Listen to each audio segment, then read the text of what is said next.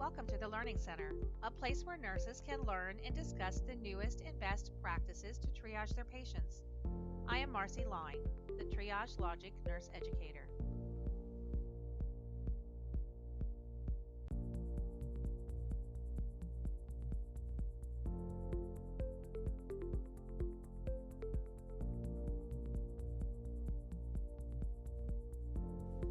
Before being introduced to your patient, let's do a quick review of the 10 critical steps of a triage call.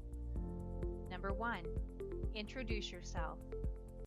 Number 2, collect your demographic information about your patient. Number 3, collect a brief past medical history. Number 4, let your patient talk. Number 5, document a brief yet complete assessment. Number 6, choose the right protocol.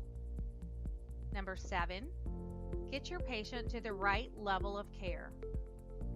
Number 8, give your patient relevant care advice. Number 9, make sure your patient knows when to call back. And number 10, offer reassurance and be sure your patient is able and willing to follow the plan you discussed. Now let's meet your patient. Paula is a 75-year-old female. She has been married to her husband John for 55 years, and they have 2 grown children that live several states away. Paula is retired from driving a school bus and now enjoys working in her garden, reading, and knitting.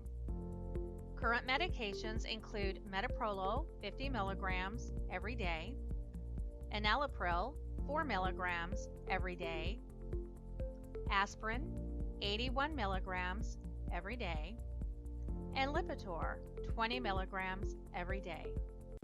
Paula is 5 foot 1 inch tall and weighs 180 pounds.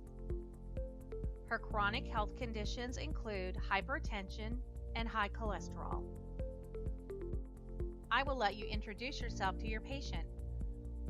Go ahead and complete steps 1 and 2 of the 10 critical steps of the triage call. This includes step 1, introduce yourself, and step 2, collect their demographic information. While it sounds awkward to say out loud without a real patient on the phone, practicing your introduction does help you sound more confident and self-assured when you are on the phone with a patient. Paula sounds as if she is very anxious and you hear her moaning as she speaks. So you decide to skip over step 3 for now until you can confirm that she is stable and you can continue with your assessment. Starting with an open-ended question is a good way to let Paula start telling you why she is calling today. What would you say to Paula at this point? You might say, "What prompted you to call me this afternoon?" Or, "You sound as if you might be in pain. Tell me how I may help you." These are a few examples of open-ended questions that will let Paula know that she can tell you what her symptoms are. Paula starts by telling you that she was walking her miniature poodle in the yard this afternoon and the leash got tangled under her feet.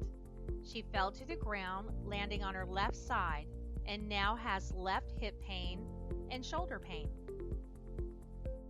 Before moving on to step 5, which is documenting a brief yet complete history, take a few minutes to review what you already know about pain. Understanding how to assess and manage acute pain in older patients is always challenging. Here is some information about pain from the National Center for Health Statistics that may be helpful to remember.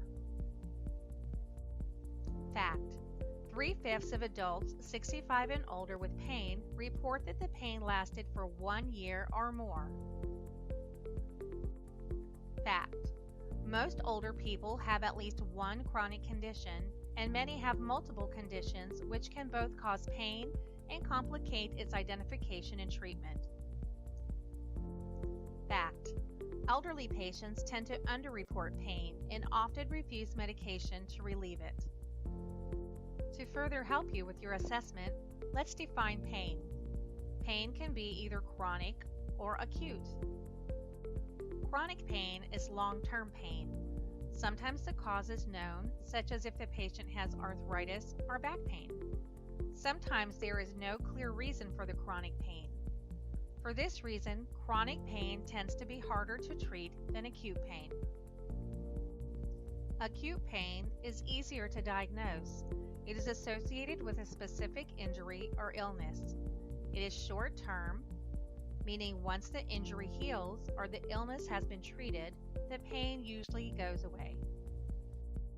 When collecting your assessment, it is important to remember that acute pain may cause additional abnormalities in the patient's vital signs. For instance, Paula's heart rate may increase, she may get sweaty, and her blood pressure may increase. Now you are ready for step 5. Let's document why Paula is calling today. She will probably tell you information that is not relevant to today's symptoms. It is your job to listen closely, determine what is important, and document in a brief yet concise format. Here is what Paula tells you. I was walking my little dog a little while ago, and he started to chase the neighbor's cat.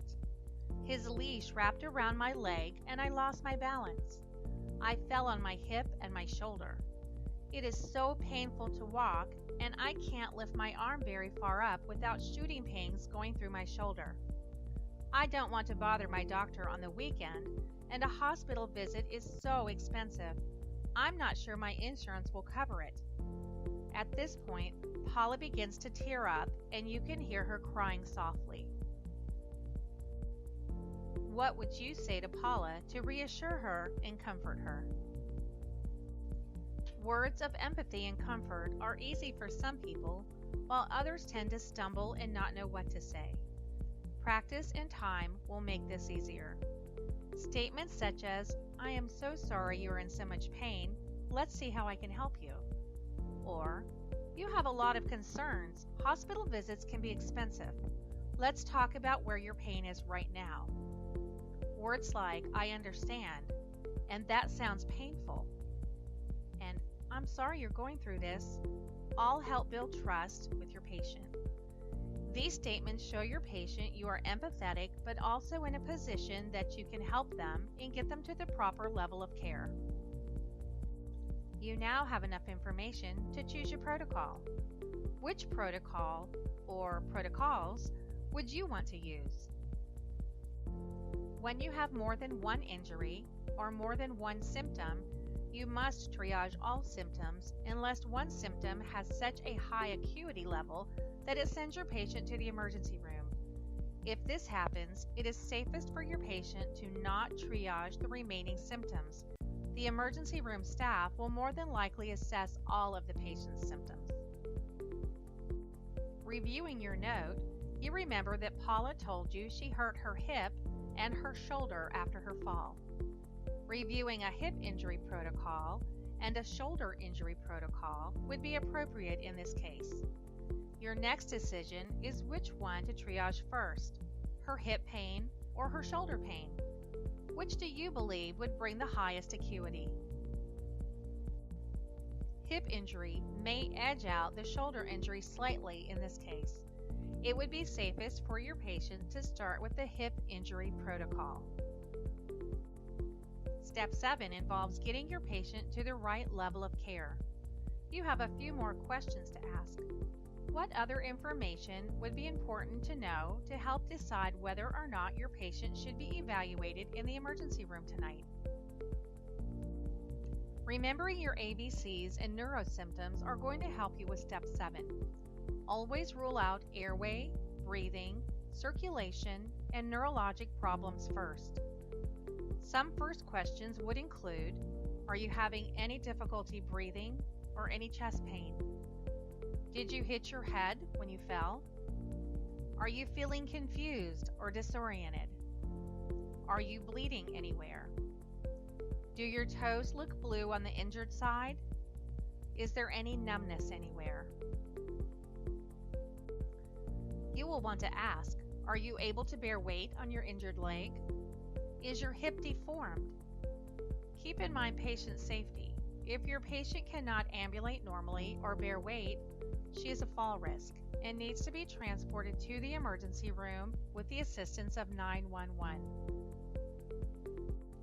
Paula tells you that she has tried several times to bear weight on the injured leg and she can't. She says it's just too painful. Steps 8, 9, and 10 of the 10 critical steps of a triage call are going to be pretty quick for this patient. You want her to initiate 911 and get to the hospital as quickly as possible. So how do you communicate this to Paula without causing more anxiety? She has already told you that she has financial concerns about going to the hospital. How might you word your recommendations to maximize the chances that Paula is going to comply with calling 911?